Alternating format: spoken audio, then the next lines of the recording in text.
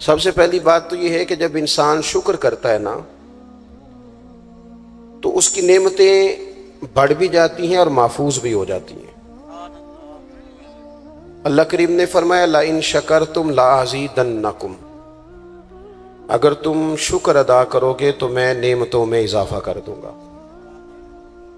اب یہاں مفسرین کرام نے ایک باریک بات لکھی ہے، وہ کہتے ہیں اضافہ ہوگا نا تو اضافہ اس چیز میں ہوتا ہے جو پہلے موجود رہے۔ تو شکر کرنے کے دو فائدے ہوئے کہ پچھلی نعمت محفوظ ہو جائے گی اور مزید رب کریم اس میں اضافہ فرما دے گا۔ شکر کا مزاج کرنے سے، پیدا کرنے سے انسان، پہلا فائدہ یہ ہوتا ہے کہ نعمتیں محفوظ ہوتی ہیں، ان میں اضافہ ہوتا ہے۔ دوسرا فائدہ یہ ہوتا ہے کہ جب آپ نعمتوں کا شکر ادا کرتے ہیں تو رب سے جڑتے ہیں، اللہ سے تعلق مضبوط ہوتا ہے۔ نعمتیں چونکہ رب کریم دیتا ہے، اور جب بندے اپنے مالک کا شکریہ ادا کرتے ہیں تو گویا وہ اپنے رب کی بارگاہ کے اندر عرض کرتے ہیں کہ مالک تو نے بڑی کرم نوازیاں فرما دی ہیں۔ تو اللہ کی بارگاہ کے قریب ہونے کا ایک ذریعہ شکر بھی ہے۔ تیسری بات، نعمتوں کا ذکر انسان کو سکون دیتا ہے۔ نعمتوں پر شکر کرنے سے انسان کا دل ٹھنڈا ہوتا ہے۔ جب ہم شکریہ ادا نہیں نہ کرتے تو پھر ظاہر ہے ہم خواہشات کرتے ہیں، میرے پاس یہ نہیں ہے، میرے پاس وہ نہیں ہے، مجھے فلاں چیز مل جاتی تو کیا ہی اچھا ہوتا، دیکھو فلاں کے پاس فلاں چیز ہے، میرے پاس نہیں۔ یہ جتنی بھی چیزیں ہیں نا، یہ بے چینی پیدا کرتی ہیں۔ ان باتوں سے انسان کی طبیعت میں تلخیاں پیدا ہوتی ہیں۔ یہ چیزیں اس کے لیے ہمیشہ تکلیف کا سامان ہوتی ہیں، چونکہ وہ بار بار جب یہ کہتا جاتا ہے تو مزاج شکوے والا بن جاتا ہے۔ شکوہ ہمیشہ تکلیف دیتا ہے اور شکر ہمیشہ سکون دیتا ہے۔ کوئی جتنے زیادہ شکوے کرے گا اتنا زیادہ الجھ جائے گا، اور جتنا زیادہ شکریہ ادا کرے گا اتنا زیادہ مطمئن ہوتا جائے گا۔ اس لیے نبی پاک صلی اللہ تعالی علیہ وسلم نے فرمایا مومن ہر حال میں خیر میں ہے۔ یا رسول اللہ کس طرح؟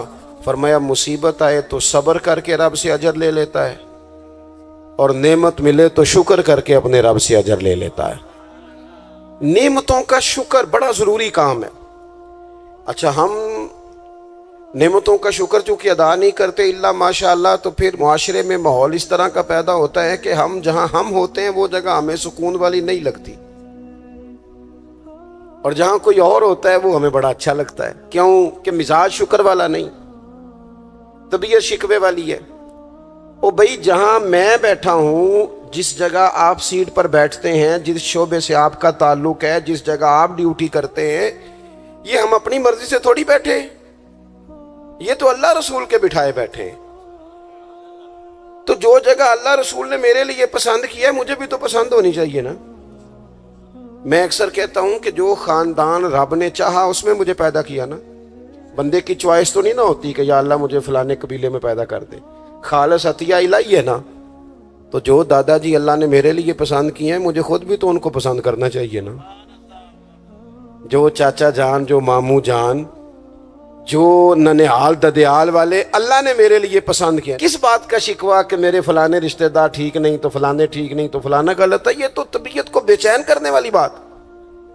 او بھائی، رب کریم نے جو میرے لیے چاہا، میں اپنے دوستوں سے ایک بات اکثر کرتا ہوں، میں کہتا ہوں کہ زندگی میں سکون لینا ہے تو اپنی سوچ اس طرح کی بناؤ۔ میری سوچ اس طرح کی ہے کہ جس طرح کے ماں باپ اللہ نے مجھے دیے ہیں شاید کسی کو نہیں ملے، جس طرح کے استاد رب کریم نے مجھے دیے شفقت کرنے والے شاید کسی کو نہ ملے، جس طرح کے مرشد اللہ نے مجھے عطا فرمائے شاید کسی کو نہ ملے، جس طرح کے شاگرد اور جس طرح کے سالکین طریقت محبت کرنے والے دوست مرید احباب مجھے ملے کسی کو نہیں مل سکتے۔ آپ اپنی زندگی میں یہ مزاج پیدا کریں گے، چیزیں شکر لاتی ہیں زندگی میں، یہ شکر لاتی ہیں۔ اللہ کی جتنی بھی نعمتیں ہیں، جتنی بھی نعمتیں، دیکھیں نا حضرت سعدی شیرازی کوئی جوتا اٹھا کے لے گیا تھا مسجد سے، تو جوتا اٹھانے والے تو اٹھا ہی لیتے ہیں، اور موبائل لے جانے والے بھی موبائل، لیکن موبائل لے کے جا سکتے ہیں، تعلقات نہیں لے کے جا سکتے۔ موبائل لے کے جا سکتے ہیں، آپ کی آواز چھین کے نہیں لے جا سکتے۔ وہ غلط فہمی کا شکار ہوتے ہیں کہ ایک چیز ہم نے لے لی. بھائی بہت ساری چیزیں آپ کی رسائی نہیں ہے, آپ جا ہی نہیں سکتے وہاں تک.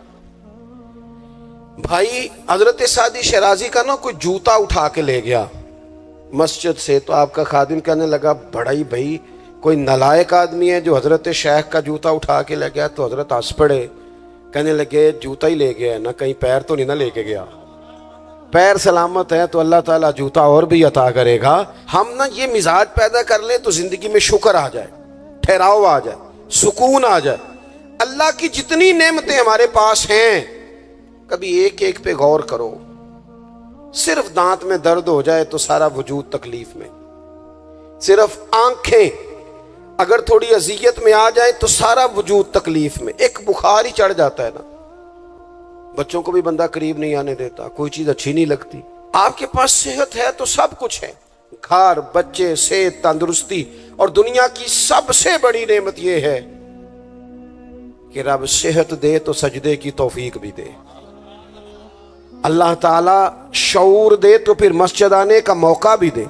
یہ بہت بڑی مالک کی توفیق ہے میرے عزیز. یہ ساری نعمتیں ہیں. اور صحیح بخاری میں موجود ہے کہ رسول پاک علیہ السلام بھی اللہ کی نعمت ہے. لقد من اللہ علی المؤمنین اذ بعث فیہم رسولا. رب فرماتا ہے مومنو میں نے تمہارے اوپر احسان کیا ہے, تمہیں اپنا رسول عطا فرمایا. میں نہیں کرتا کوئی تفسیر اس آیت کی, میں کسی مفسر کا قول آپ کے سامنے نہیں رکھتا. خدا را میری ملت کے جوانوں, یہ قرآن مجید کی آیت محکم ہے, کوئی متشابہات میں سے نہیں ہے, محکم ہے, واضح ہے. پورے میلاد شریف میں پورے حضور علیہ السلام کی محبت کے عنوان میں, نبی پاک کی سیرت کے عنوان میں, غلامی کے عنوان میں, تذکروں کے عنوان میں, حضور کی نعتوں کے عنوان میں, حضور کی سنت شریعت پر عمل کرنے کے عنوان میں ایک بات, صرف ایک, کہ کائنات کا پیدا کرنے والا رب کہتا ہے یہ رسول تم پر میرا احسان ہے. اللہ کہتا ہے یہ میرا احسان ہے, یہ میرا احسان ہے. دوستو اگر ہم تھوڑا سا دیکھو نا, میں نے زندگی میں وہ لوگ دیکھے ہیں جو نا نعمتوں کے چھن جانے سے خوف میں رہتے ہیں, آزمائش کا شکار رہتے ہیں, ڈرے ڈرے سہمے سہمے رہتے ہیں کہ یار بڑا فضل ہے خدا کا, کہیں کوئی چیز چھن نہ جائے. یعنی کسی بیمار کو دیکھ کے جب کوئی آدمی کانپتا ہے, لرزتا ہے اس کا وجود, تو مانا کیا ہوتا ہے کہیں میری صحت بھی نہ چلی جائے. جب کوئی دنیا سے رخصت ہوتا ہے تو لوگ زندگی کی نعمت کو سوچ کر خوف کھاتے ہیں. خدا نہ خواستہ کسی کا عزیز بچھڑ جائے تو لوگ اپنوں کو یاد کر کر کے روتے ہیں.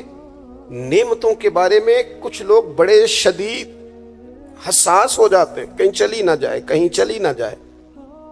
یہ جو صحابہ ہر وقت حضور کی ناراضگی سے ڈرتے تھے نا, ہر وقت حضور کی ناراضگی سے, ذرا سانس بھی اونچا نہیں لیتے تھے. یعنی اس بارگاہ میں وہ بیٹھتے تھے نا تو یوں بیٹھتے تھے سروں پہ پرندے بیٹھے ہیں. وہ گھنٹوں بیٹھے رہتے تھے دروازے پر کریم کے دروازے پر دستک نہیں دیتے تھے. وہ اس نعمت کے معاملے میں حساس تھے. ان کو پتا تھا کہ وہ دو عالم کی رحمت تھے, وہ جہاں چاہتے وہیں رہتے. یہ تو ان کی مہربانی ہے کہ یہ عالم پسند آیا, یہ تو مہربانی. دوستو ہم اگر حضور اتنی بڑی نعمت ہمارے لیے بن کے آئے, اگر ہمیں کبھی اس کا احساس نصیب ہو جائے نا, احساس. ابن القیم ایک جگہ پہ کہتے ہیں کہ اگر حضور نہ آتے تو لوگوں نے ایک دوسرے کا گوشت کاٹ کے کھانا تھا.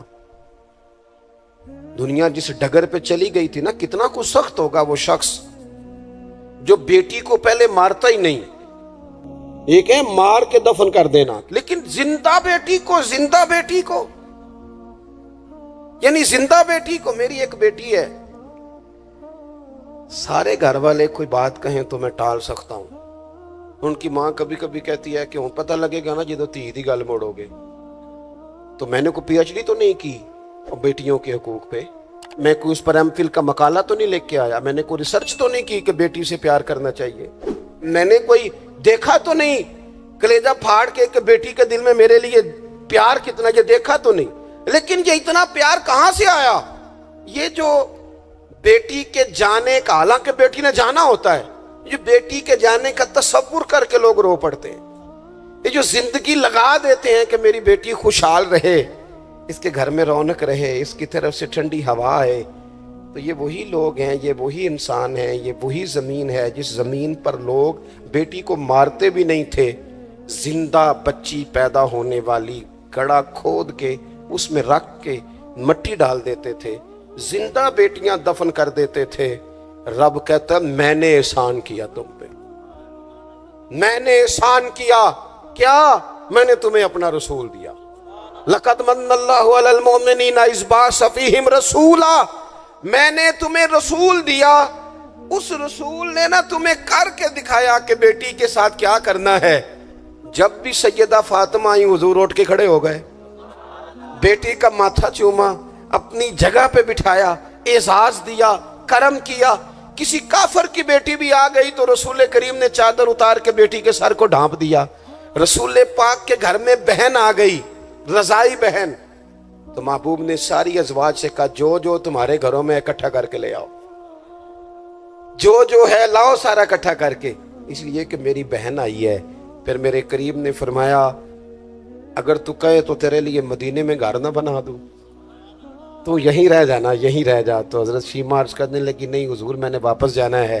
फरमाया जाओ। अर्ज करने लगी बड़ी सख्त जंग करके मेरे कबीले को गिरफ्तार किया गया है, सख्त जंगजू हैं, उन्होंने बड़ी लड़ाई की है, बड़ी मुखालफत की है दीन की, लेकिन हुजूर अगर मैं कहूंगी मैं आपकी रजाई बहन हूं, मैं अगर कहूंगी तो मेरा सारा कबीला छोड़ देंगे।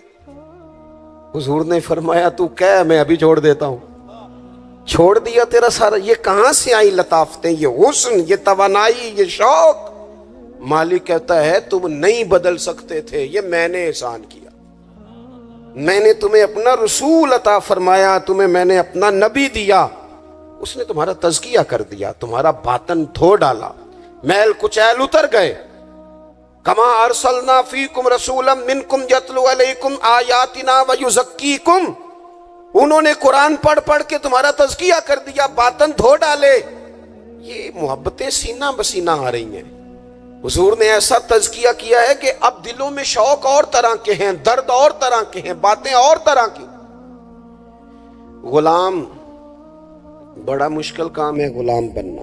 यहाँ तो मुलाजमत मुश्किल है, जिसके साथ आपने बाकायदा कमिटमेंट की होती है ना, सुबह 8 बजे से 4 बजे तक की, और आपकी चीज़ें तय होती हैं, वहाँ भी ड्यूटी करना बड़ा लोग मुश्किल कर देते हैं। बाज़ अफसरान की अखलाकी पोजीशन इल्ला माशाल्लाह इस तरह बड़े बड़े अच्छे भी होते हैं, लेकिन बाज़ की इस तरह की होती है कि बंदा घुटन का शिकार हो जाता है कि जाऊं कहां। ये तो है सिर्फ आप, और आप उसमें बिल्कुल आज़ाद होते हैं, सवेरे फारिग हो जाए, नहीं आता मैं ये मेरा रिजाइन रखो, आप फारिग हैं। लेकिन जब लोग गुलाम बनते थे, गुलाम उन्हें खरीद लिया जाता था और गुलामों को मारा जाता था तो कोई उनका दर्द महसूस नहीं करता था, वो काट डाला जाता था तो कोई दर्द महसूस नहीं करता था। दुर्रे लेकर जितने दिल करता आका मारता, को पूछने वाला नहीं था। ये देखो ना हालात बदल गए। सैलाब तो आया यहां से 5 घंटे के फासले पर, लेकिन यहां मैंने लोगों को रोते देखा, आंखों में आंसू देखे। बेटियों को कहा, बेटियां कहने लगी हमारे जहेज का सामान ले जाओ, दे दो सैलाब वालों। माएँ कहने लगी कि ये बालियां किस काम की हैं अगर हुजूर की उम्मत के काम ना आई, ले लो, मैंने खैरात की। तड़प गए लोग, वो परदेश काटने वाले ओवरसीज पाकिस्तानी, वहां बैठकर उन्होंने कहा हमारी रुकूम लो, तकसीम करो इन लोगों के बीच। ये दर्द कहां से आया? रब कहता है मैंने एहसान किया है, तुम्हें रसूल अता फरमाया, ये मैंने एहसान किया है, तुम्हारे बातन फेर दिए। कितनी को नेकियां कर सकते हैं हम? हमें तो सोना भी, हमें तो खाना भी, हमें तो सफर भी करना, हमें तो गपशप भी लगानी।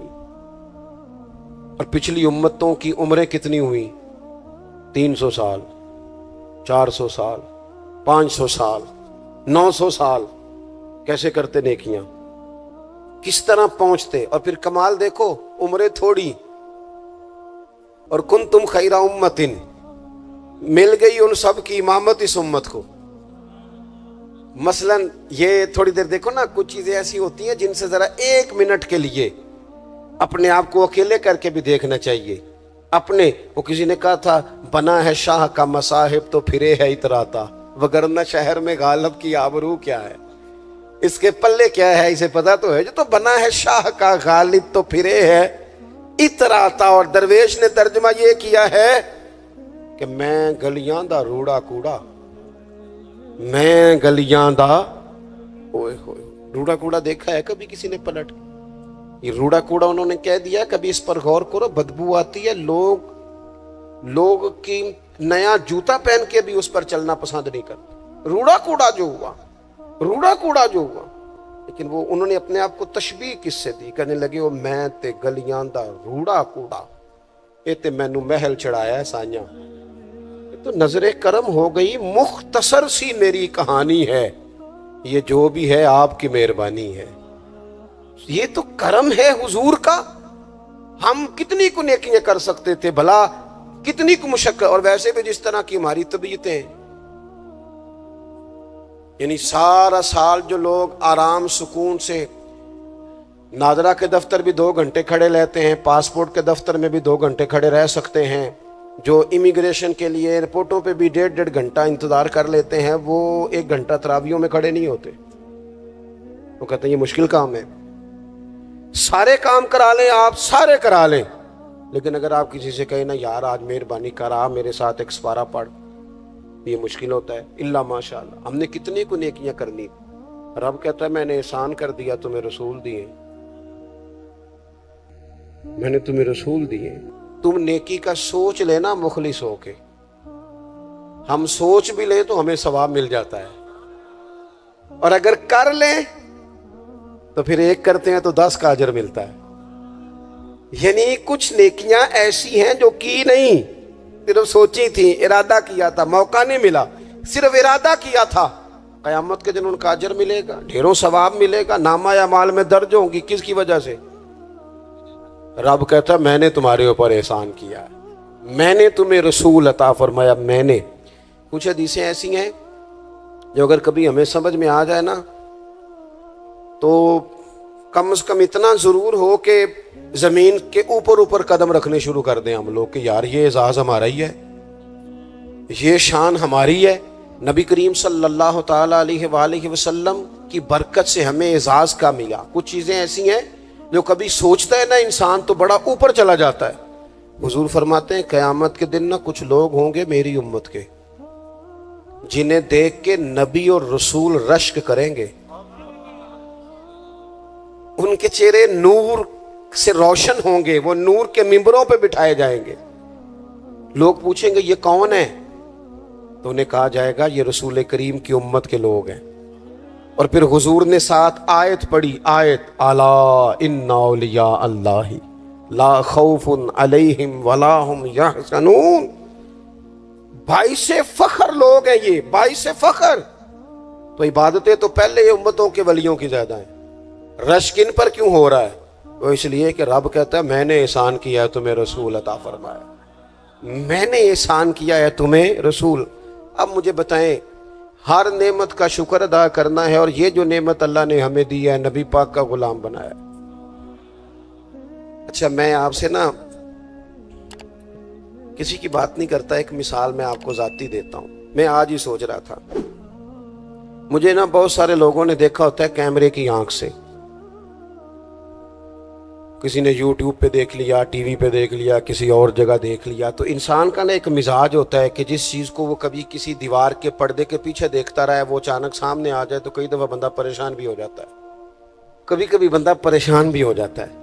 मैं ना, इत्तेफाक की बात है, मेरी ज़िंदगी कुछ ज़्यादा मसरूफ़ है। एक दोस्त ऐसे थे जो मुझे ना कुछ 3-4 साल से कह रहे थे टाइम दे दें, टाइम दे दें, और वो टाइम लेना चाह रहे थे। अपने उनके वालिद जो थे वो थोड़े से माजूर थे, तो कह रहे अब्बा जी की बड़ी ख्वाहिश है, किसी वजह से टाइम बनता नहीं था। साल 2-3 गुजर गए, बिलाखिर वक्त बन गया। मैं उनके घर गया महफिल पे। अब वो मुझे अचानक देख के ना, तो हालत उनकी इस तरह की हो गई कि वो जो कुछ भी घर में मौजूद था ना, जो भी, यानी जो सालन कल का पका था वो भी ले आए, वो उठा। अचार भी ले आए। अब मैं उनकी कैफियत देख रहा हूं। कुछ अमीर लोग भी बड़ा प्यार करते हैं, लेकिन बाज़ औक़ात गरीबों में जज्बात ज़रा ज़्यादा होते हैं। कुछ गरीबी थी, कुछ वो जज्बात थे, कुछ वो शौक था, कुछ वो दर्द था, कुछ वो समझ नहीं आ रही। तो मैंने उनको तसल्ली दी। मैंने कहा बुजुर्गों, आप बिला वजह परेशान हो गए, मैं तो देहाती सा छोटा सा किसान का बेटा हूँ, सादा सा बंदा हूँ। मेरे लिए तो आपने वैसे आपने टीवी पे देखा है तो आपको वो थोड़ा अजीब लग रहा है, वैसे आप मुतमिन नहीं, ऐसी कोई बात नहीं है। उन बुजुर्गों ने मुझे कहा कि मौलाना, मैं आपको 3 4 5 सालों से सुन रहा हूँ, आपको मेरी कैफियत का नहीं पता। मेरे पास कोई भी चीज होती तो आज बेच देता, और जितनी भी अच्छी आपकी दावत हो सकती थी वो मैं करता। मैं बुजुर्गों की बात अपने लहजे में वो कह रहे थे, मैं उनकी बात पर गौर करने लग गया, और मैंने देर तक उनकी बात पर गौर किया। मैंने कहा मैं बिल्कुल किसी काम का आदमी नहीं, बेकार आदमी हूँ। मुझे पता है अपने आप का, मन नानम के मन दानम। तो मेरे लिए अगर किसी बंदे के ये जज्बात है एक बेकार आदमी के लिए, तो फिर मदीने वाले महबूब के मिलाद के लिए हमारे क्या जज्बात होने चाहिए।